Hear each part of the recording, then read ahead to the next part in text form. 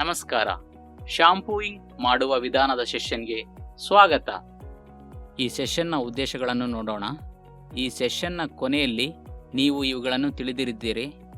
ಶಾಂಪೂಯಿಂಗ್ ಮಾಡಲು ಕ್ಲೈಂಟನ್ನು ಪ್ರಿಪೇರ್ ಮಾಡುವುದು, ಕೂದಲನ್ನು ಶಾಂಪೂ ಮಾಡಲು ಸರಿಯಾದ ಪ್ರೊಸೀಜರನ್ನು ಅನುಸರಿಸುವುದು. ಶಾಂಪೂಯಿಂಗ್ ಮಾಡಲು ಅಗತ್ಯವಿರುವ ಮೆಟೀರಿಯಲ್ಸ್ಗಳು ಇಲ್ಲಿವೆ. ಅಗತ್ಯಕ್ಕೆ ಅನುಗುಣವಾಗಿ ಕಾಟನ್, ಒಂದು ಬಾಟಲ್ ಆಫ್ ಶಾಂಪೂ, ಒಂದು ಪ್ಲಾಸ್ಟಿಕ್ ಬೌಲ್,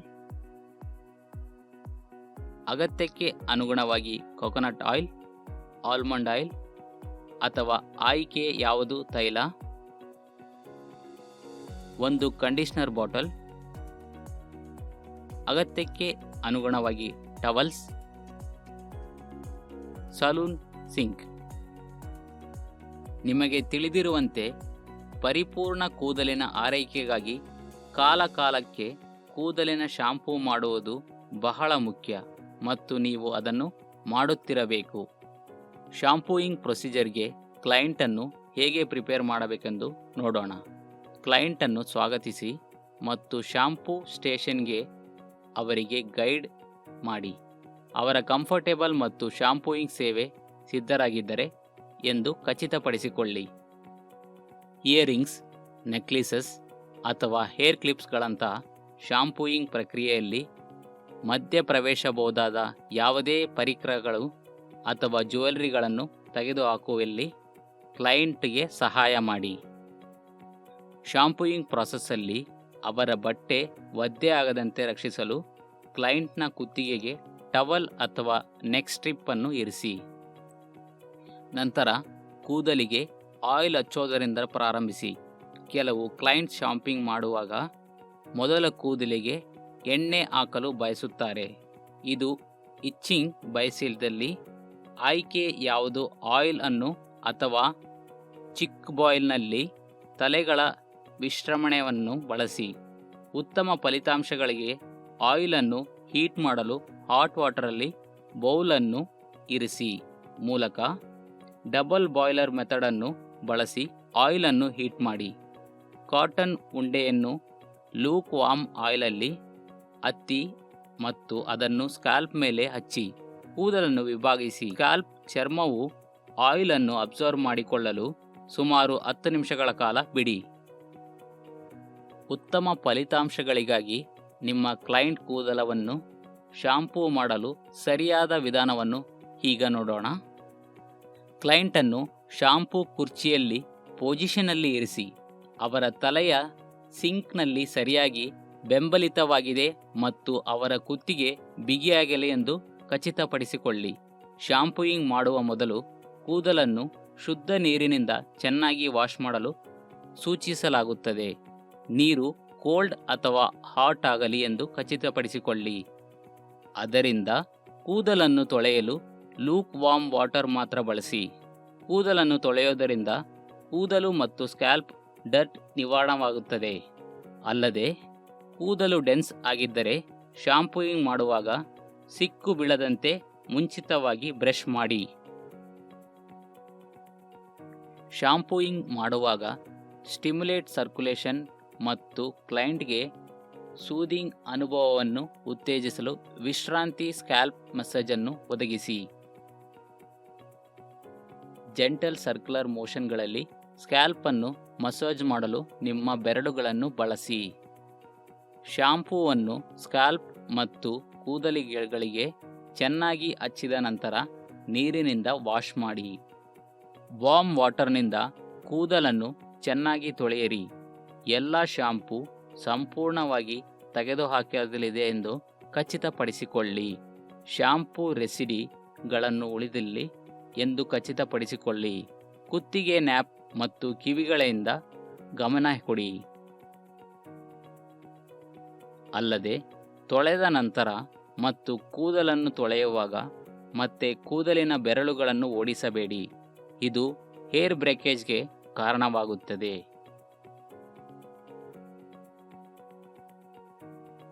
ಕ್ಲೈಂಟ್ನ ಕೂದಲಿನ ಪ್ರಕಾರ ಅಥವಾ ಉತ್ಪನ್ನದ ರಚನೆಯನ್ನು ಮೆಟ್ಟವನ್ನು ಅವಲಂಬಿಸಿ ಅತ್ಯುತ್ತಮವಾದ ಸೂಚಿತವನ್ನು ಸಾಧಿಸಲು ಶಾಂಪೂಯಿಂಗ್ ಪ್ರಾಸೆಸ್ ಪುನರ್ವರ್ತಿಸುವುದು ಅಗತ್ಯವಾಗಬಹುದು. ಅಗತ್ಯವಿದ್ದರೆ ಎರಡನೇ ಸುತ್ತಿನ ಶಾಂಪೂವನ್ನು ಅನ್ವಯಿಸಿ ಮತ್ತೆ ಮತ್ತೆ ತೊಳೆಯಿರಿ. ಶಾಂಪೂಯಿಂಗ್ ಮಾಡಿದ ನಂತರ ಸರಿಯಾದ ಕಂಡೀಷ್ನರನ್ನು ಅನ್ವಯಿಸುವುದು ಅಗತ್ಯವಾಗಿದೆ. ಕಂಡೀಷ್ನರನ್ನು ಅನ್ವಯಿಸುವಾಗ ಅದನ್ನು ಕೂದಲಿನ ಮೇಲೆ ಮಾತ್ರ ಅನ್ವಯಿಸಬೇಕು ಮತ್ತು ಸ್ಕ್ಯಾಲ್ಪ್ ಮೇಲೆ ಎಂದೆಂದಿಗೂ ಅನ್ವಯಿಸಬಾರದು ಎಂಬುದನ್ನು ನೆನಪಿನಲ್ಲಿಟ್ಟುಕೊಳ್ಳಿ. ಕಂಡೀಷ್ನರನ್ನು ಎಮಲ್ಫಿ ಮಾಡಲು ಒಂದು ನಾಣ್ಯ ಸೈಜ್ ಸಣ್ಣ ಪ್ರಮಾಣದ ಕಂಡೀಷ್ನರನ್ನು ತೆಗೆದುಕೊಂಡು ನಿಮ್ಮ ಅಂಗೈಗಳಲ್ಲಿ ಉಜ್ಜಿಕೊಳ್ಳಿ.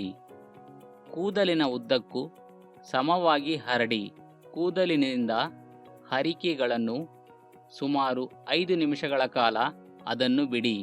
ಎಲ್ಲ ಕಂಡೀಷ್ನರನ್ನು ಸ್ವಚ್ಛವಾಗಿ ತೊಳೆದಿರುವುದನ್ನು ಖಚಿತಪಡಿಸಿಕೊಳ್ಳಲು ಸರಳ ನೀರಿನಿಂದ ಕೂದಲನ್ನು ಚೆನ್ನಾಗಿ ತೊಳೆಯಿರಿ. ಕೂದಲನ್ನು ತೊಳೆದ ನಂತರ ಮೊದಲು ಕೂದಲಿನಿಂದ ನೀರು ಡ್ರೈನ್ ಆಗಲು ಬಿಡಿ ಮತ್ತು ನಂತರ ನೀರನ್ನು ಹೀರಿಕೊಳ್ಳುವ ಅಬ್ಸಾರ್ಬೆಂಟ್ ಟವಲ್ನಿಂದ ನಿಧಾನವಾಗಿ ವೈಪ್ ಮಾಡಿ. ಕ್ಲೈಂಟ್ ನಿಧಾನವಾಗಿ ಕುಳಿತುಕೊಳ್ಳಲು ಸಹಾಯ ಮಾಡಿ ಮತ್ತು ಟವಲ್ ಅಥವಾ ನೆಕ್ ಸ್ಟ್ರಿಪ್ಪನ್ನು ತೆಗೆದುಹಾಕಿ. ಡ್ರೈ ಟವಲ್ನಿಂದ ಅವರ ಮುಖ ಮತ್ತು ಕುತ್ತಿಗೆಯಿಂದ ಹೆಚ್ಚುವರಿ ನೀರನ್ನು ಅಳಿಸಿ ಹಾಕಿ. ಕ್ಲೀನ್ ಟವಲ್ನಿಂದ ಕೂದಲನ್ನು ಟೈ ಮಾಡಿ ಮತ್ತು ಕ್ಲೈಂಟನ್ನು ಅವರ ಸ್ಟೈಲಿಂಗ್ ಸ್ಟೇಷನ್ ಅಥವಾ ಸೀಟಿಗೆ ಹಿಂತಿರುಗಿಸಿ. ಈಗ ನೀವು ಕೂದಲನ್ನು ಶಾಂಪೂ ಮಾಡುವ ಪ್ರೊಸೀಜರನ್ನು ಕಲಿತಿದ್ದೀರಿ. ಶಾಂಪೂ ಮಾಡುವ ಅಗತ್ಯವನ್ನು ತಿಳಿದುಕೊಳ್ಳುವುದು ಮುಖ್ಯವಾಗಿದೆ. ಕೂದಲನ್ನು ಮತ್ತು ಸ್ಕ್ಯಾಲ್ಪ್ನಿಂದ ಡರ್ಟ್, ಆಯಿಲ್, ಸ್ವೆಟ್ ಮತ್ತು ಪ್ರಾಡಕ್ಟ್ ಬಿಲ್ಡಪ್ ಮತ್ತು ತೆಗೆದುಹಾಕಲು ಶಾಂಪೂಯಿಂಗ್ ಸಹಾಯ ಮಾಡುತ್ತದೆ. ನಿಯಮಿತವಾದ ಶಾಂಪೂಯಿಂಗ್ ಸ್ಕ್ಯಾಲ್ಪ್ ಹೈಜೀನ್ ಉತ್ತೇಜಿಸುತ್ತದೆ. ಸ್ಕ್ಯಾಲ್ಪ್ ನೈಸರ್ಗಿಕವಾಗಿ ಸಿಬಮ್ ಸೇಬವನ್ನು ಉತ್ಪಾದಿಸುತ್ತದೆ. ಇದು ಆಯಿಲಿ ವಸ್ತುವಾಗಿದೆ. ಅದು ಕೂದಲನ್ನು ಮಾಯಿಶ್ಚರ್ಸ್ ಮತ್ತು ರಕ್ಷಿಸಲು ಸಹಾಯ ಮಾಡುತ್ತದೆ. ಅದಾಗೆ ಅತಿಯಾದ ಸಿಬಮ್ ಸವೆವನ್ನು ಉತ್ಪಾದಿಸಿದ ಗ್ರೀಸಿ ಸ್ಕ್ಯಾಲ್ಪ್ ಕಾರಣವಾಗಬಹುದು. ಇದು ಡರ್ಟನ್ನು ಅಟ್ರಾಕ್ಟ್ ಮತ್ತು ಡಿಸ್ಕಂಫರ್ಟನ್ನು ಉಂಟು ಮಾಡಬಹುದು.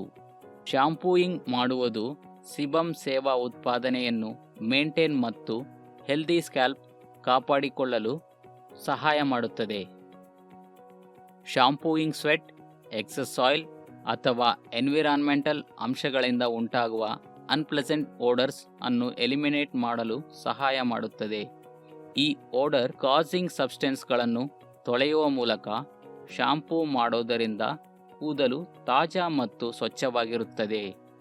ಆರೋಗ್ಯಕರ ಸ್ಕ್ಯಾಲ್ಪ್ ಮತ್ತು ಕೂದಲನ್ನು ಕಾಪಾಡಿಕೊಳ್ಳಲು ಶಾಂಪೂ ಮಾಡುವ ಅಗತ್ಯವಿದೆ. ಶುದ್ಧವಾದ ಸ್ಕ್ಯಾಲ್ಪ್ ಡ್ಯಾಂಡ್ರಫ್, ಇಚಿನೆಸ್ ಅಥವಾ ಇನ್ಫ್ಲಮೇಷನ್ ದಂತಹ ಸ್ಕ್ಯಾಲ್ಪ್ ಕಂಡೀಷನ್ ಅಪಾಯವನ್ನು ಕಡಿಮೆ ಮಾಡುತ್ತದೆ. ಕ್ಲೀನ್ ಕೂದಲು ಸ್ಟೈಲ್ ಮಾಡಲು ಮತ್ತು ಮ್ಯಾನೇಜ್ ಮಾಡಲು ಸುಲಭವಾಗಿದೆ. ಶಾಂಪೂ ಮಾಡೋದರಿಂದ ಹೆಚ್ಚುವರಿ ಆಯಿಲ್ಸ್ ಮತ್ತು ರೆಸಿಡ್ಯೂ ತೆಗೆದುಹಾಕುತ್ತದೆ. ಅದು ಕೂದಲನ್ನು ಭಾರವಾಗಿಸುತ್ತದೆ. ಇದು ಹೆಚ್ಚು ವಾಲ್ಯೂಮ್, ಬೌನ್ಸ್ ಮತ್ತು ಫ್ಲೆಕ್ಸಿಬಿಲಿಟಿಯನ್ನು ಹೊಂದಲು ಅನುವು ಮಾಡಿಕೊಡುತ್ತದೆ. ಇದು ಸ್ಟೈಲಿಂಗ್ ಪ್ರಾಡಕ್ಟ್ಸ್ಗಳನ್ನು ಅನ್ವಯಿಸಲು ಕ್ಲೀನ್ ಬೇಸ್ ಅನ್ನು ಒದಗಿಸುತ್ತದೆ ಮತ್ತು ಅವುಗಳನ್ನು ಅತ್ಯುತ್ತಮವಾಗಿ ನಿಭಾಯಿಸಲು ಸಹಾಯ ಮಾಡುತ್ತದೆ. ಕ್ಲೀನ್ ಮತ್ತು ರಿಫ್ರೆಶ್ ಕೂದಲು ಯೋಗಕ್ಷೇಮ ಮತ್ತು ಕಾನ್ಫಿಡೆನ್ಸ್ ಅನ್ನು ನೀಡುತ್ತದೆ.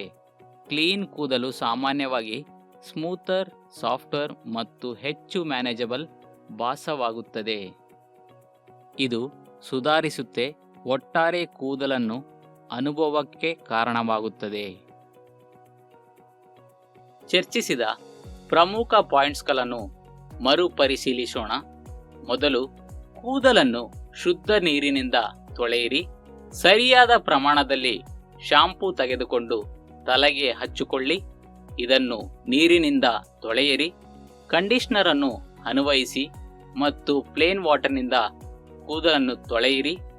ಟವಲ್ ಬಳಸಿ ಕೂದಲನ್ನು ಡ್ರೈ ಮಾಡಿ. ಇದು ನಮ್ಮನ್ನು ಈ ಸೆಷನ್ನಿನ ಅಂತ್ಯಕ್ಕೆ ತರುತ್ತಿದೆ. ಶಾಂಪೂ ಮಾಡುವ ಪ್ರೊಸೀಜರ್ ಬಗ್ಗೆ ನೀವು ಉತ್ತಮ ತಿಳುವಳಿಕೆಯನ್ನು ಪಡೆದಿದ್ದೀರಿ ಎಂದು ಭಾವಿಸುತ್ತೇವೆ. ಮುಂದಿನ ಸೆಷನ್ನಲ್ಲಿ ನಿಮ್ಮನ್ನ ಭೇಟಿ ಮಾಡುತ್ತೇವೆ.